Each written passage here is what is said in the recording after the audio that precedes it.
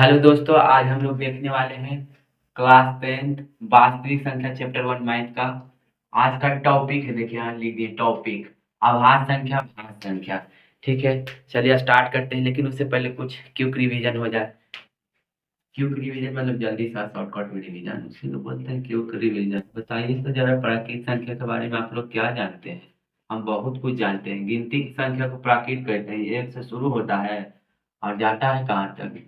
कहाँ तक जाता है इसका कोई अंत ही नहीं है, इसलिए आराम से दिखाते हैं। आप देखिए, ये प्राकृत संख्या है ना, इसको दो भाग में बांट दिया गया। के भाग में? दो भाग। कैसे बांटा सर?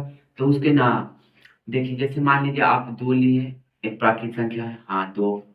अब इस दो को कौन कौन काट सकता है? दो को कौन काट सकता है? एक काट सकता है सर। कैसे सर? यानी कि दो किसके किसके पहाड़ा में आता है? तो एक का पहाड़ा पढ़िए, एक का एक, दो है दो, एक का काहे पढ़ रहे हैं सर, शर्म बढ़ रहा है। तो एक का पहाड़ा में दो आता है और दो का पहाड़ा में भी दो आता है, यानी एक का पहाड़ा में भी आता है। यानी जो एक से और खुद से, खुद मतलब स्वयं, जो एक और स्वयं से कटेगा ना, उसी को हम लोग बोलते हैं अभाज्य। क्या बोलते हैं? अभाज्य। अभाज्य संख्या। ठीक है। अब देखिए, मान लीजिए आप लिए चार। क्या लिए? चार लिए। अभी चार को देखिए सर, एक के पहाड़ा में भी आता है, यानी एक से भी कटेगा। एक से कट गया, ठीक है मान लिए। और ये चार से भी कटेगा, चार के पहाड़ा में चार आता है, यानी स्वयं से भी कटेगा ये। और देखिए, इसके अलावा ये किसी अन्य से कट रहा है? कोई ऐसा पहाड़ा है जिसमें चार आता है? दुक्का सर, दुक्का दो दो दूनी चार, हाँ। यानी दो से भी कटता है, यानी कि किसी अन्य से भी कट रहा है, किसी अन्य से भी कट रहा है, किसी अन्य से भी कट रहा है।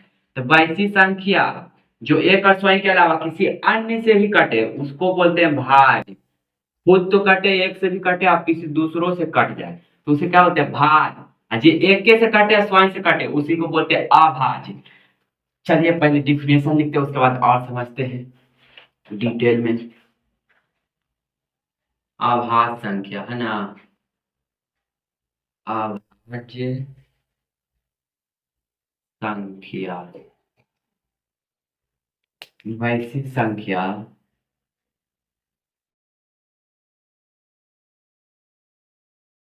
वैसी संख्या जो एक और स्वयं, स्वयं मतलब नहीं समझ पाते हैं सर। स्वयं मतलब खुद से, एक और स्वयं से कटे।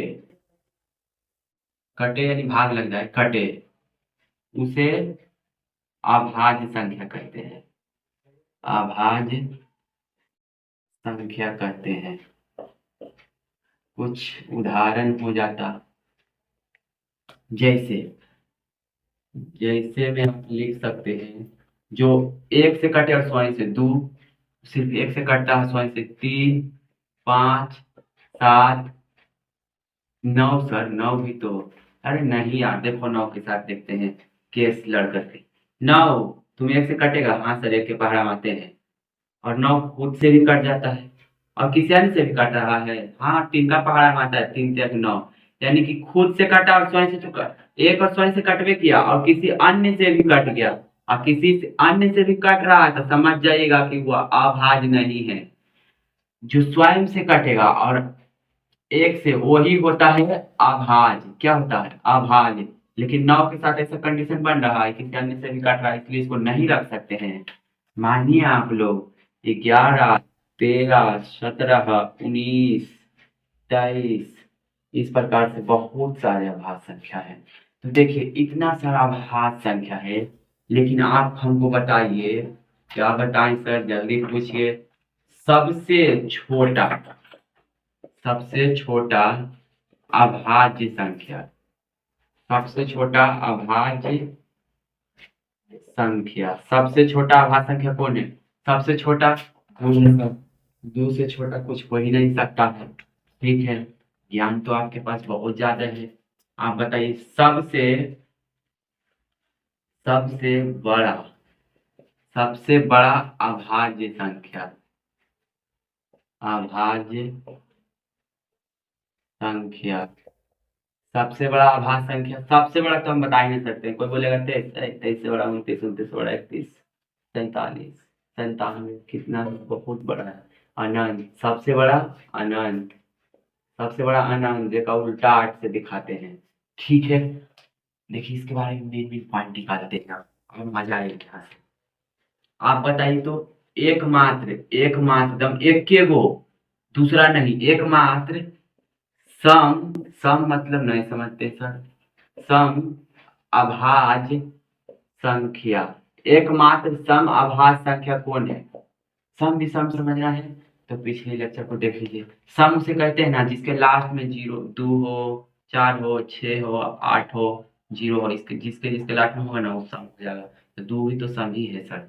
हाँ, तो एकमात्र सम अभाज्य संख्या कौन है? 3 सम है नहीं सर, 5 भी नहीं, 9 भी नहीं, तो सम है कौन? कोई तो दिखाई नहीं दे रहा है, अच्छा से देखिए, चश्मा उतार के 2 दिखाई देगा आपको। हाँ, तो एकमात्र सम अभाज्य संख्या 2। अब आगे बढ़ते हैं और आपसे पूछेंगे कि दो, दो अभाज्य संख्या आप ले लीजिए, कोई भी दो अभाज्य संख्या, दो अभाज्य संख्या का माशा कितना होगा? माशा मतलब हम नहीं जानते हैं, माशा मतलब तुम सब कैसे जानोगे? इंग्लिश मीडियम में एससीएफ पढ़ते हो, हिंदी का तो पूरा भूल ही गए हो। माशा मतलब एससीएफ, तो आप कोई भी ना दो अभाज्य संख्या ले लीजिए, उसका एसएफ निकालिए, एक आएगा। ऐसे नहीं मानी करके दिखाइए, जैसे कि मान लीजिए आप इस दोनों को ले लीजिए। ठीक है सर, ले रहे हैं 9 और 11, इसका एचसीएफ निकालना है। 9 का पहाड़ा कितना बार पढ़ेंगे कि 11 के पास पहुंच जाएंगे? एक बार में, 2 बार में ज्यादा हो जाता। यहाँ पे घटाने का रहता है, 11 में से 9 जाएगा 2। अब जैसे ही शेषफल भाजक से छोटा हुआ ना, तो चुपचाप ऐसे घुमाइए और उठा के पटक दीजिएगा।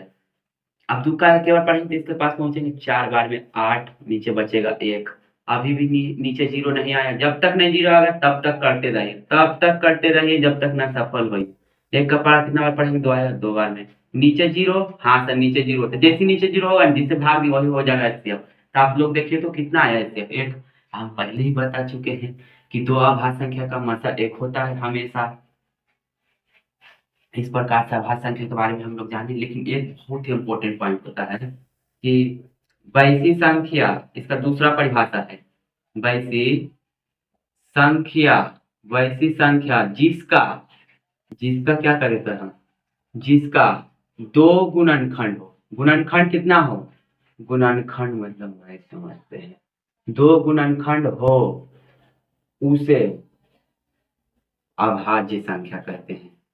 जैसे बताइए सर, ऐसे तो हमारा कुछ समझ ही में नहीं आता है।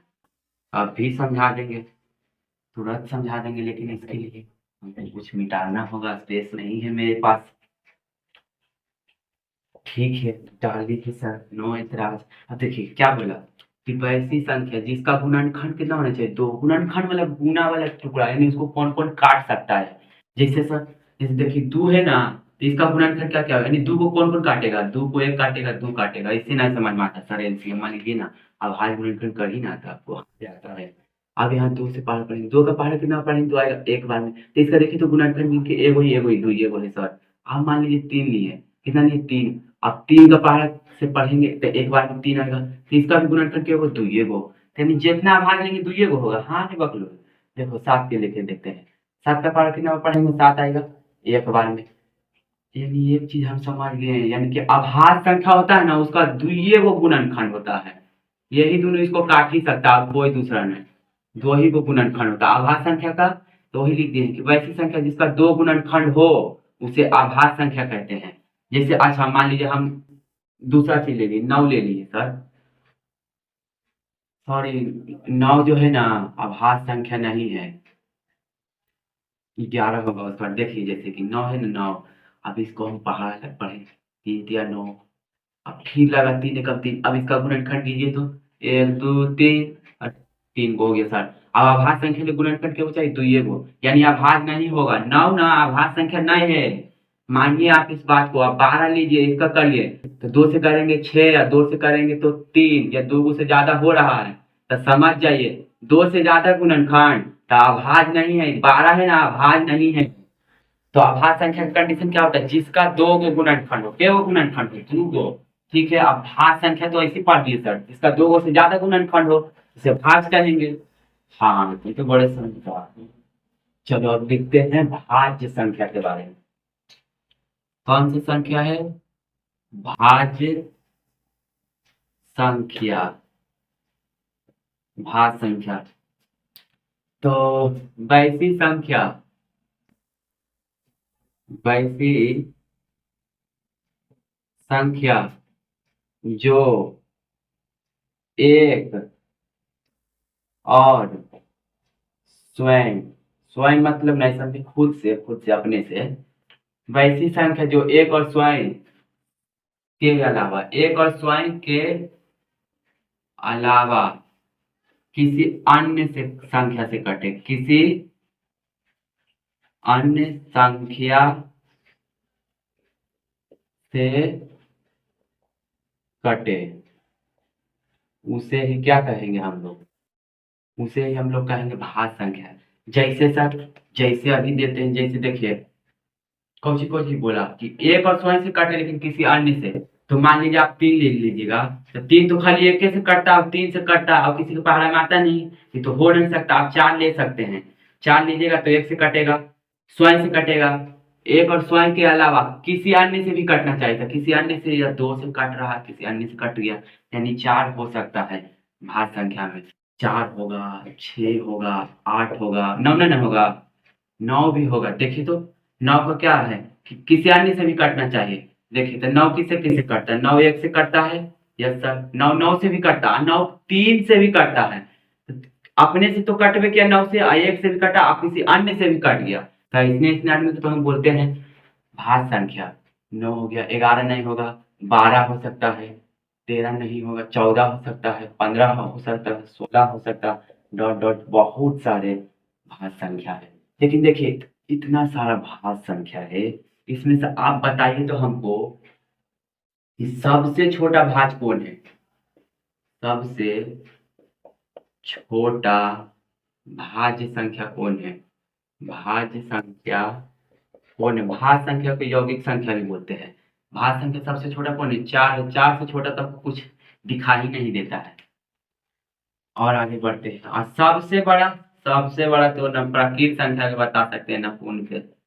सबसे बड़ा भाज्य संख्या क्या होगा, सबसे बड़ा भाज्य संख्या अनंत होगा, इसका कोई अंत ही नहीं, पूर्ण होगा नहीं होगा। चलिए आप लोग बताइए, तो हम मेन मेन पॉइंट डिस्कस करेंगे। देखिए सब भाज्य संख्या है, सबसे छोटा 4 है, लेकिन इसमें से देखिए तो विषम है 15, और भी आएगा विषम संख्या, लेकिन सबसे छोटा विषम भाज्य पूछेगा। क्या पूछेगा आपसे कि सबसे छोटा विषम भाज्य, विषम भाज्य संख्या, सबसे छोटा विषम भाज्य संख्या। तो सबसे छोटा विषम भाज्य कौन है, 15 है कि 21 मान लीजिए आएगा, तो 21 है नहीं सर, आपको दिखा नहीं देता, चश्मा उतारिए, देखिए तो 9 है सबसे छोटा। 21 छोटा, देखिए इन्हीं छोटा आएगा, इन्हीं छोटा तक आए, तो सब तो समय सम दिख रहा, खाली एक वो 9 है ना जो सबसे छोटा भी है और विषम भी है। बड़ा अच्छा पॉइंट है। और देखिए अभी यही नहीं, दो भाज्य संख्या आप ले लीजिए, किसको ले लीजिए, दो भाज्य संख्या का माशा, माशा मतलब एच सी एफ हमेशा 2 आएगा। करके दिखाइए, जैसे कि आंख बंद कीजिए, आपका मन कर रहा है कि 8 और 6 ले ले। देखिए 8 और 6 छोटा से बड़ा में भाग देते हैं। अब इसका पहाड़ा केवल पढ़ेंगे, इसके पास पहुंचेंगे एक बार में, यहाँ घटाने का रहता, घटा के बचेगा 2, जैसे इससे ही छोटा हो गया अंदर लाएंगे। अब 6 का पहाड़ा केवल पढ़ेंगे तो 3, 3 दूनी 6, नीचे आ गया 0, भाग हो गया एस सी एफ इधर वाला, तो एस सी एफ कितना हो गया 2। तो आप कहीं भी 2 को ले लीजिए भाज्य संख्या, उसका निकालिए मासा, हमेशा आएगा 2। इस प्रकार से आप देख सकते हैं। तो देखिए आप हम लोग भाज्य संख्या के बारे में पढ़ लिए। अब नेक्स्ट टॉपिक है भिन्न संख्या। कौन सा संख्या, भिन्न संख्या। तो स्टार्ट करते हैं, चलिए। भिन्न संख्या कैसा कैसा संख्या होता है, जो अच्छे अच्छे नाम है सर, एक अच्छा तो मेरा नाम था, भिन्न संख्या। भिन्न संख्या किसको बोलते हैं, तो पहले रटवा दें कि पहले समझा दें, पहले समझाइए ना सर। देखिए कि 0 1 2 3 ये कौन सा संख्या है? हम जानते हैं सर, कौन सी जानता है कि पूर्ण संख्या 0 से स्टार्ट होता है ना तो पूर्ण, आदि 1 से स्टार्ट होता है ना तो प्राकृत। अब एक तरह माइनस मिला दी थी, बन गया पूर्णांक संख्या। -2 -3 ये सब कौन सा संख्या बन गया? पूर्णांक संख्या। अब यही संख्या है ना, इसको क्या किया कि एक दूसरे से ना भाग करवाया। मान लीजिए कि 4 को 2 से भाग करवाया, तो 4 के 2 से भाग किया ना तो कट गया, तो कहेंगे फिर से आ गया पूर्णांक के वाला में, आ गया कि नहीं आ गया? लेकिन वो कौन सी किया, एक है ना, एक के 2 से भाग किया, ले मालिक अभी कटवे नहीं किया, तो आप कौन सी करे भाई, एक कौन नाम रखे?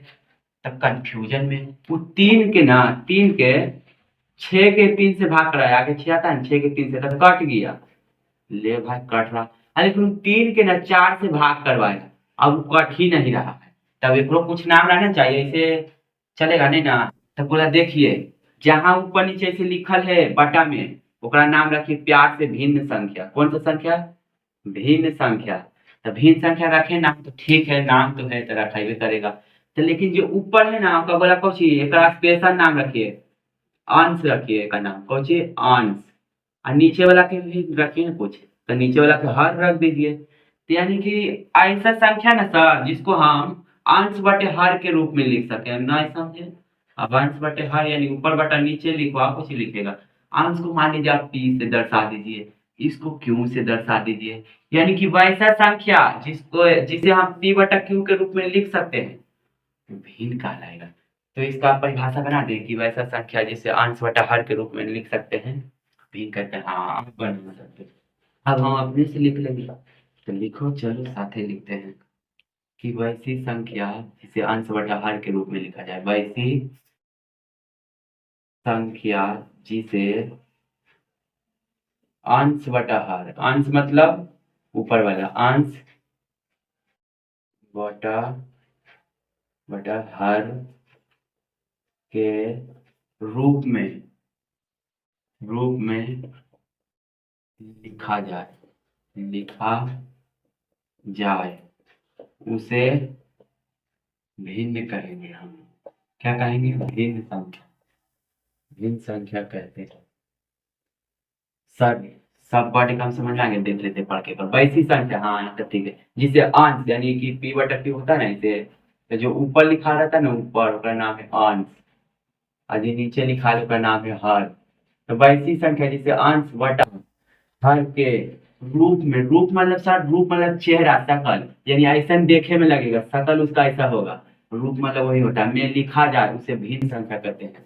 जैसे सर, जैसे तो हम गड्ढा छोड़ा देंगे यार, जैसे है 2/3, जैसे है 1/2, जैसे है 3/5, और जैसे है 7/8, ये सब कौन सा संख्या है? भिन्न संख्या ना है। अच्छा, इसका व्यापक रूप लिख दीजिए ना, बड़ा मजा आएगा हमको पढ़ने में। ये भिन्न है, कौन है? भिन्न है। तो इसमें क्या लिखा होता है? हर ऊपर रहता है, अंश नीचे रहता है ना? सही बोला तुम सब। नहीं, अंश रहता है ऊपर, हर रहता है नीचे। अंश बटा हर के रूप में होता है भिन्न हमेशा। कैसे होता है? अंश बटा हर के रूप में। इस प्रकार से आप भिन्न देख सकते हैं। तो सर मेरे मन में कुछ कंफ्यूजन है, उसको दूर कर देते तो बहुत अच्छा रहता। बताओ जरा अपना कंफ्यूजन। 6/3 ये भिन्न है सर? देखिए, ये भिन्न नहीं है, भिन्न नहीं है सर। इसको तो हम लिख सकते हैं अंश बटा हर के रूप में, लेकिन इसको आप काटिए, 3 दूनी 6, 2 आया। अभी भिन्न नहीं है, ये बाटा के रूप में है, बाटा संख्या है बाटा वाला, लेकिन भिन्न है। भिन्न उसे बोलेंगे ना जिस पूरा पूरी नहीं कटे, अंश और हर बचे, और इसको काट देते पूरा कट गया, तभी भिन्न नहीं है, बटा है।